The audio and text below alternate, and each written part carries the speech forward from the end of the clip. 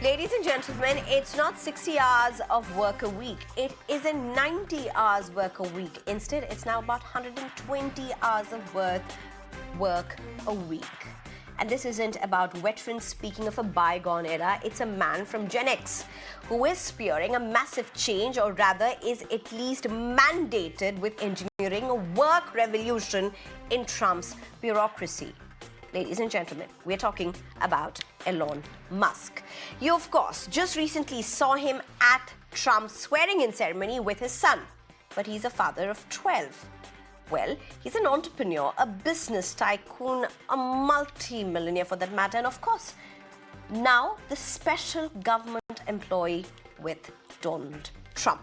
So, what has he said? Cost-cutting chief Elon Musk has said DOGE is working 120 hours a week. Our bureaucratic opponents optimistically work 40 hours a week. That is why they are losing so fast. Adding, working on weekends is a superpower. Well, we'll return to that with our experts, but DOGE in November had put out a post on X calling for super high-Q workers who would be required to work with zero compensation. It had stated, we need super high IQ small government revolutionaries willing to work 80 plus hours per week on unglamorous cost-cutting, tedious work, making lots of enemies and zero compensation, busting the myth that more hours could possibly mean more pay. But by the way, Musk's own companies have been quite at the center of a controversy in the United States with paying some of the best talent lesser than its competitors. But apparently, here's the twist. Elon Musk pays his Tesla employees less in their regular paychecks, but more in stock offerings.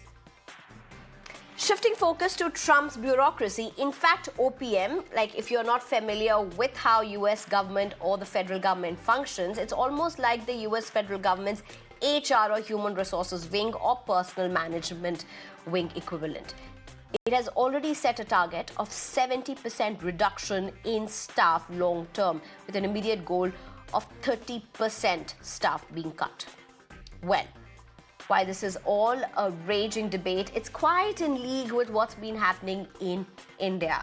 Narayana Murthy has defended his 70-hour week call, saying everyone needs to work very hard to make India number one. Soon after that, we had Larsen & Toubro chairman S.N. Subrahmanyan suggesting a 90-hour work week, arguing that employees should work even on Sundays rather than sit at home. There was more to what he said, but we'll just stop it here.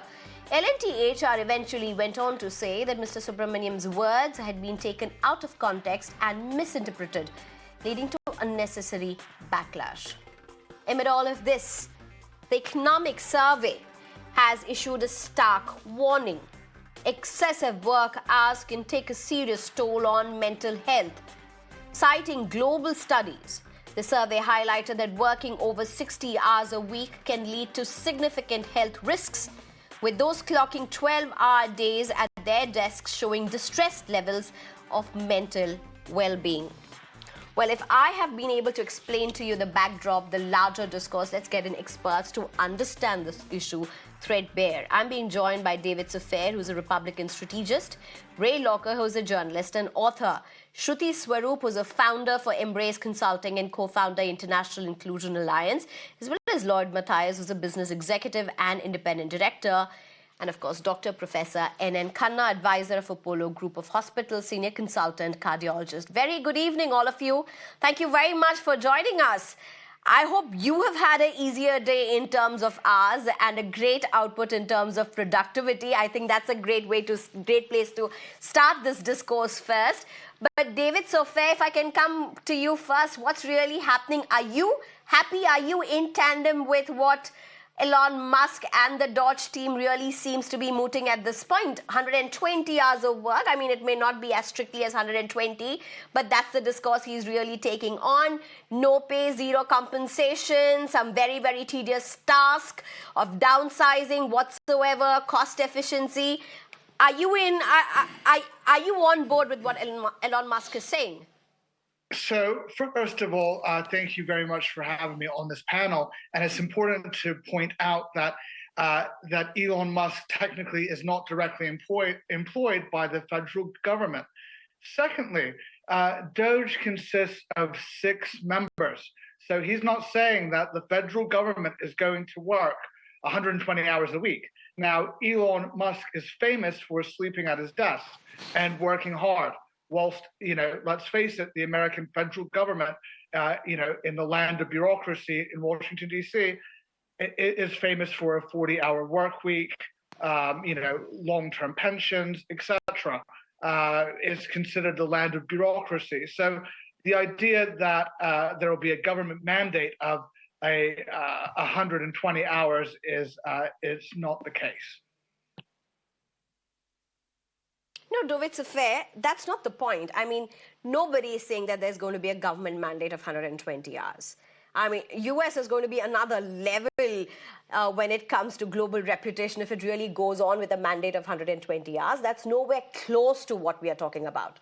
What I'm talking about is a special employee, a special government employee, as his designation is officially according to the the international broadcasters who are quoting about him and his appointment, as it were, as somebody who is tasked with a very important job of cost cutting and efficiency. When he takes on to the social media about 120 hours at work, about work, calling high IQ people with no remuneration whatsoever, saying it may be absolutely unpaid and it's a tedious job ahead. Are you on board with it, is what I'm asking. A very simple question. Sure, no, and it's a very simple answer as well. I mean, if you look at Elon's team, right, and if you look at who's on the team, and they have come from various aspects of Tesla and X, and they are really going there for the greater good. So these people, they are not forced to work. They're fully on board and fully committed. And so is Elon in that regard and respect. And the idea of giving somebody stock options in the company, I think, is a good thing. If you look at Elon, he was famously broke for many, many years whilst he was all in on a losing proposition, which was Tesla, for many, many years. And what was the net outcome of that? He is now the most successful man in the world, and he is now advising the government on cost cutting, trimming the fat on one of the largest bureaucratic spending missions in American history. I mean, trillions and trillions of dollars of waste. And if you look at what they've just done, with this agency that they just cut, it's a good thing, and it's a negotiation. So we look forward to streamlining the bureaucracy out of the FedGov, which is being already started to be highly effective, and it's already happening now. So the idea that these people, if they want to work 120 hours a week, I think that's a good thing. Ray Locker, how do you look at this? You've covered governments after governments, you've covered institutions after institutions, and of course, US has its own reputation, Ray Locker, but how do you look at what's happening? The person who is steering, who's leading, who's mandated for this quote-unquote revolution, if that's the word really I can use, the spirit that he represents, the vision that he represents comes with a certain very clear strategic move, and that move is your output is also going to be defined and mandated by the work hours. Ray Locker, how is this being looked at the US, and how different is this? Well, first of all, I think it's illegal. I mean, yes, Musk has been designated a special government employee. He and his team, and as David mentioned, his team, we don't know who the team is. By the way, the U.S. Attorney for the District of Columbia has threatened to prosecute anybody who names the members of the DOGE team, DOGE is not a government agency. It's a group of consultants. It has never been created by law. It's these unnamed people affiliated with Elon Musk, who has an abnormal amount of control over the federal government right now, going into agencies, getting their hands on stuff that they should not have their hands on, deciding that we're going to shut down the U.S. Agency for International Developments on a whim. And by the way, that can only be done through Congress through passing a law. You can't just decide to close an agency. That's just against the law. It's unconstitutional. Well, let's get back to the bigger point. Is there waste in government? Yes, there is waste everywhere. I've spent my career looking at government programs. And if you look at the Pentagon, for example, you see things in the ordinary flow of money and you're like, why are they doing that? That program is ridiculous. But guess what? We have a government agency that looks at things like that. It's called the Government Accountability Office. They put out hundreds, if not thousands, of reports a year on inefficiencies in government. And very often those suggestions are taken. That's the way it's supposed to work, not by someone who's untethered by law, who goes in with unnamed people in the middle of the night and decides to get rid of government programs. So the six. Okay, to both of you, I have to ask you. I mean, there's this whole debate around who this team is, what are they doing, but help me get a perspective on this. Does the United States look at the manner in which it is being done? When Elon Musk goes on social media and says we need higher IQ people. We need people who will work 120 hours.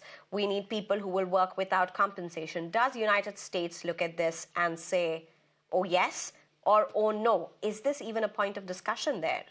David Sofair. Well, so yes, of course it's a point of discussion, and it's a very important one. It's about trimming the government fat.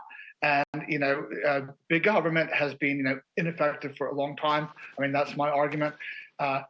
Secondly, the idea that it's an anonymous panel on DOGE is not true. They've named the 6 people who are on there, so those names are out. So you can find them. Those are all guys that worked for Musk, and they are not employed directly by. Hold it. David Sofair, I have a question. Are all 6 guys? Are all 6 of them men? All 6 of them are men, yes. But there is diversity in the panel. Ray Locker, well. Get in at this point. There is diversity in the panel. Get in at this point, Ray Locker. All 6 people who are heading the team with such a big mandate and with such extreme job descriptions are men. Where are the women?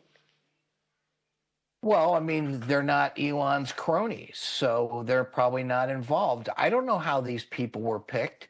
They didn't have to pass a test. They were picked by Elon Musk to go in and manhandle the government. Look, and we have outside people coming in all the time saying, you ought to do this, you ought to do that. That's fine.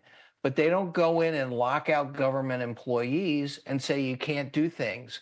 They don't say, I'm not going to tell you who I am while they're grilling you about stuff that you're doing in your government agency.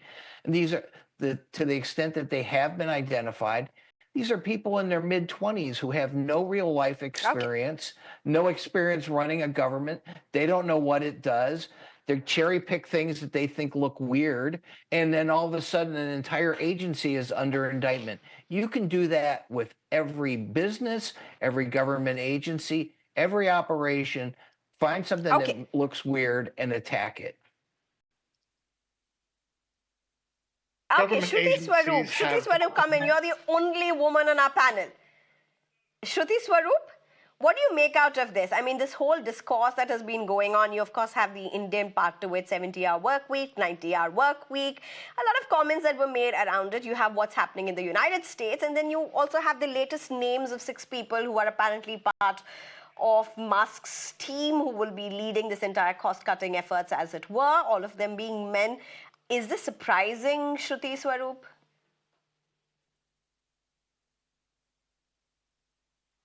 Is it surprising? Giving you a direct answer to that, no, it is not. We have also heard the US government talking about not following through on diversity inclusion, so no surprises there at all. As my fellow panelists were talking, what is the basis of these people being chosen? We don't know. What are we talking about when it comes to lack of representation or the number of working hours? We have no idea at this point in time. Does it need to be taken seriously? Absolutely. and I say this with a lot of responsibility, when people are sitting in positions of power, every word they speak and everything they do is seen as role modeling for people around. So one needs to be very careful with every word which is uttered and everything that we are doing. On what basis this has been done, I think we'll, as David and Ray Locker have said as well, we really need to, nobody knows what was the basis of that. You know, Lloyd Mathias, come in at this point, Lloyd Mathias. Here's the thing. Elon Musk did not say that he will work for 120 hours. Narayana Murthy did not say that he would work for 60 hours. Mr. Subrahmanyan did not say that he would work for 70 hours and 90 hours, and they all are free to work, and whosoever wants to do so are free to work. My question is a little more inherent, and that is, for a, you know, even in what's happening in America, there seems to be a cause associated, and that is Save America. So a lot of people who are on board with Trump, on board with Elon Musk, they seem to have a cause associated. That is Save America. That's what they claim, that's what they believe, that's what their motto is. Now, Narayana Murthy spoke about a 70-work hour. He said to make India #1. Yes, a cause is important, a direction is important, a vision is important. But that's not how daily lives are run. That's not how that's not how families are run. And how important is it to take the two together?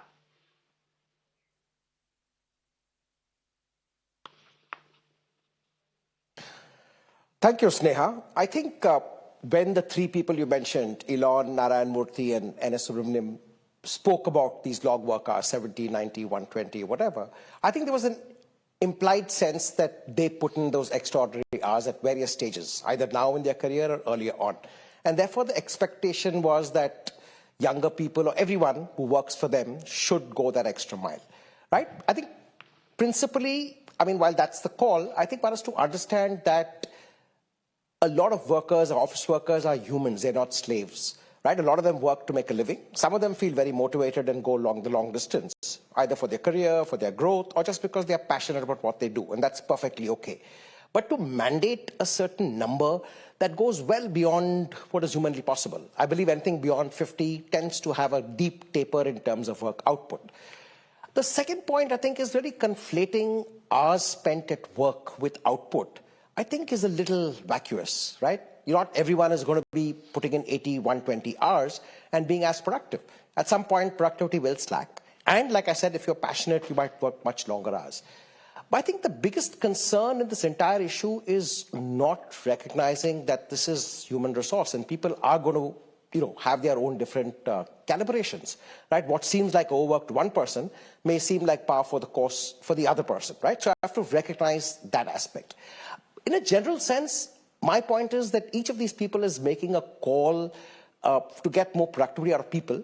And I think conflating that with the need for the country, like the Indian industrialist mentioned, and in a sense what Mr. Musk is suggesting, I think is a little bit of a stretch, right? Not everyone is really passionately driven about, the larger national cause. People finally work to make a living, to have a good life, to grow, to upskill, to learn. And at the same time, they need time off. They need time off for unskilling, for learning, to spend time with their families. And I think this whole discussion lacks the nuance of what the whole issue is. Yes, government employees tend to slack, take it easy. I think Musk's call is directed at them. Yes, a lot of younger people today feel a little entitled. And I think both Mr. Narayana Murthy and N.S. Subrahmanyan was kind of targeting that. But to take it to the other extreme is completely ridiculous. Okay, before I go to Professor N.N. Khanna, very quickly, Shruti, Swaroop, it's interesting that I was reading some articles and these were Silicon Valley-based startup companies, their CEOs, young people who are driving companies, who are trying to hire for their offices back in India. And I was just reading about how one or two of them have said that in India, hiring young people is extremely difficult because even if they are taking very high salaries, they're not willing to work extra hours. How do you put this into the larger picture?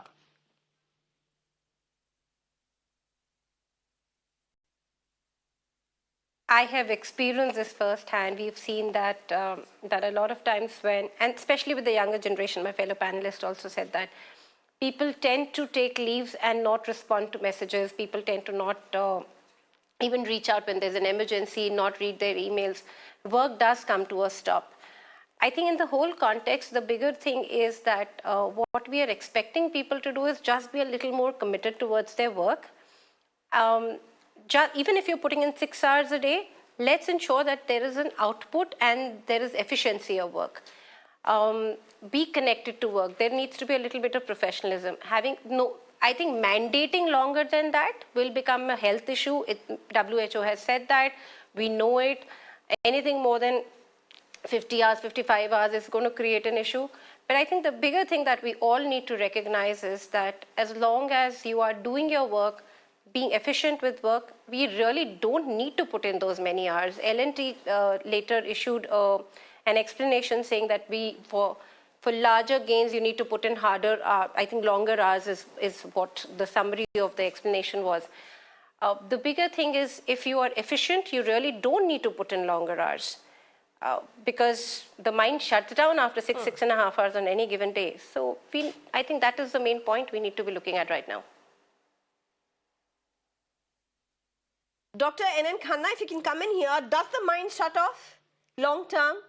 Long-term working long hours. I mean, there are two sides of them. You may be very passionate, you may be very driven, and being passionate and driven, you may want to work those extra hours. Being passionate and driven, you may want to compartmentalize. Passion and being driven doesn't have to be defined in one particular sense itself. You may choose the path of how you want to reflect your passion and your commitment and your drive. Professor N.N. Khanna, but how does this reflect, doctor, in the long term? What's the ideal course? Okay, so if I have to answer this in a simple way, the mind does shut off after some time, maybe 8 hours or 9 hours, and especially if you are not fully rested and you are not fully, committed to the work.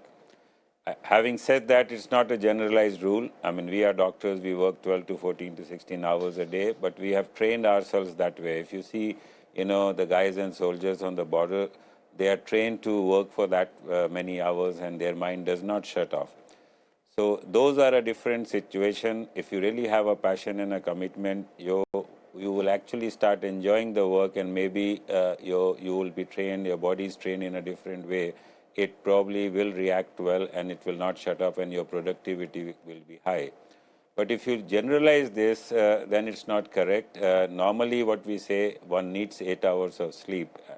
And 8 to 10 hours of good work and efficient work is what is required. And I think the need of the day should be to have more efficient work. Your 8 hours of work should actually have a productivity and efficiency of 12 hours or 14 hours of work a day. That is what our younger generation needs to be trained and actually, kindled to, rather than putting it as an official 10 hours, 12 hours, 14 hours of work, which I don't think it will work out in most of the people. And we see younger people who are trying to work hard or, maybe spend more hours on work and entertainment and enjoyment and bodybuilding and not resting. You can see in today's world, you have young heart attacks and strokes and all sort of problems because it is not fitting into the physiology of human body. Okay, now here's the thing. Doctor, one question. Now, if you're working 120 hours, I mean, let's just break this down. So if you're working 120 hours a week, if you break this down, it's around 17 hours a day, 7 days a week, which means that you're left with less than 7 hours for your sleep and personal time and whatsoever you want to do. How sustainable is that? How long can a person go with that? As I said, it's not in generalization, it is not sustainable. In extreme situations, in very specific sort of professions, it is sustainable, provided you are enjoying that work and provided you know how to rest while working. Except in that situation, maybe Elon is one of those guys and those team, it is not sustainable and it will have short-term effects and long-term effects in your body and also in your lifespan. Right. Ms. Shruti, Swaroop, very quickly, if I can come to you. I mean, I mentioned earlier in the show that Elon Musk has 12 children. Now, I do not want to generalize his personal life. That's not my business. That's not our business. But in a family, even if you have 2 children, 3 children, and if you're not a multimillionaire or a billionaire, those children and the daily chores come with certain responsibilities. And if you are even working for, say, 50 hours or 60 hours a day, you're quite out of breath with whatever little is left to do for what is essential functions of how to go about with your daily life. So how does this really work? I mean, do you then really see women as equal partakers at the workplace?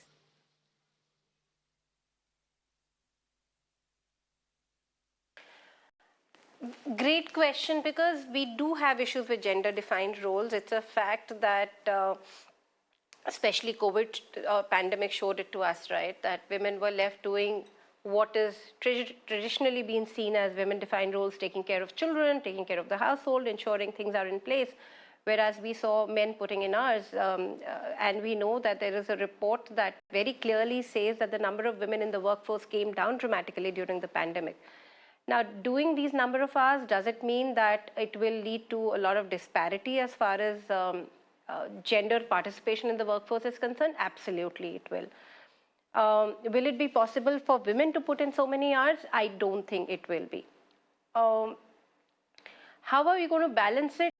As I said, and I think all of us are saying the same thing, mandating something like this, I think, is not going to be fair. The laws are very clear across the globe in terms of the number of hours one needs to put in. Beyond that, we can keep talking about these things, and I'm again saying what I said earlier. We need to be responsible about what we are saying, because the demarcations are huge, the repercussions are huge. For women, having those flexible hours is going to be difficult. Having these number of hours means that you're taking women out of the workforce, you're taking people with special abilities out of the workforce. It's going to be a huge, huge hit to bringing in diversity that we've been talking about. Lord Mathias, my last question to you, Lord Mathias. I know a lot has been said about the excess demand for work hours that has been coming from some quarters.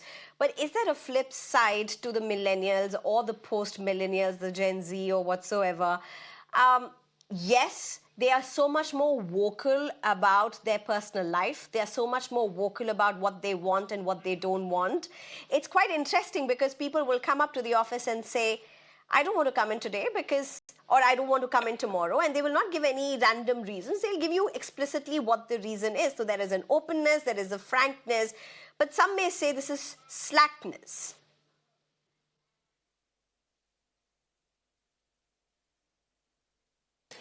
Great question, Sneha. I think the younger entrants to the workforce, and I'm really talking about, the sub, not just millennials, but even the younger, or Gen Z as we call them.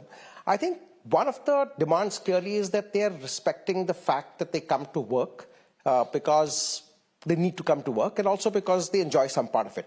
But they're also very clear about where to draw a line. This is in general again, right? Of course, there are young people who, burn the midnight oil at work. But I think clearly there is a sense of the fact that work is not life, right? They need a separate amount of time for themselves, and they're being quite vocal about it. And I would say rightly so. Having said which, there's also the other point, specifically in a market like India, where there is a huge kind of labor surplus, right? For every good job in a great organization, I mean, there are loads of people competing.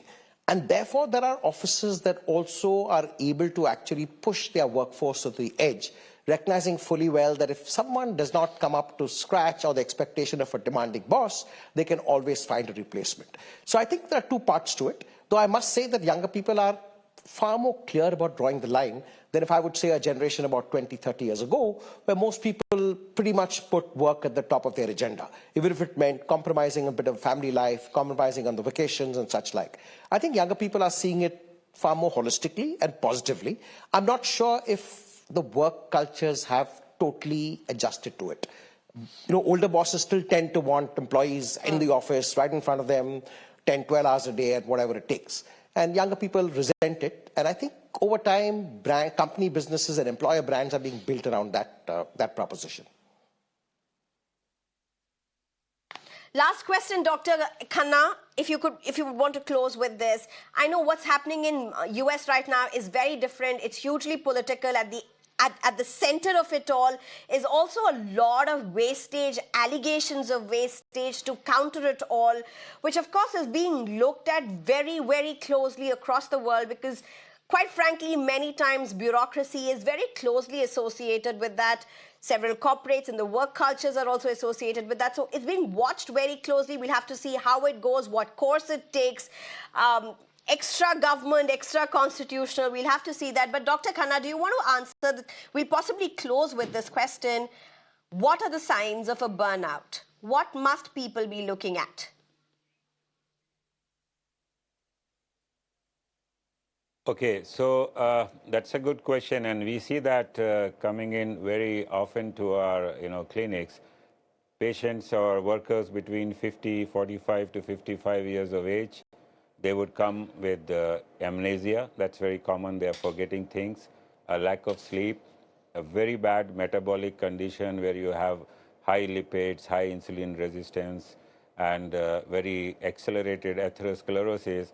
And also, they suffer a huge amount of mental health issues and breakdown of the family. So these are early signs, If you are not careful at this stage, you actually get to a burnt out state where many organs in your body actually get into a stage of fatigue and finally into a state of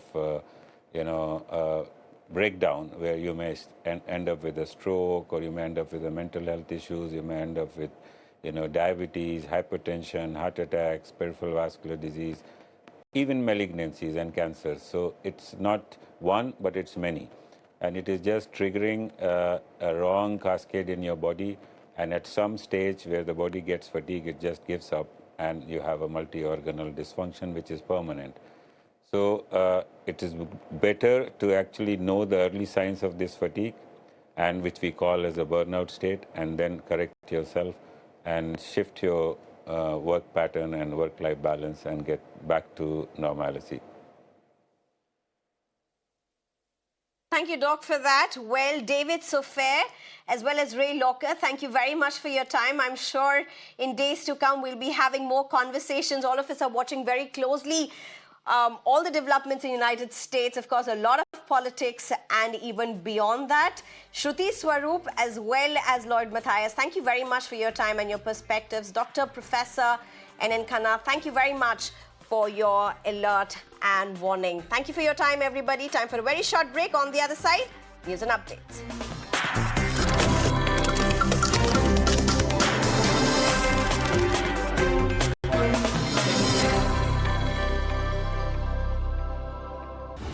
In association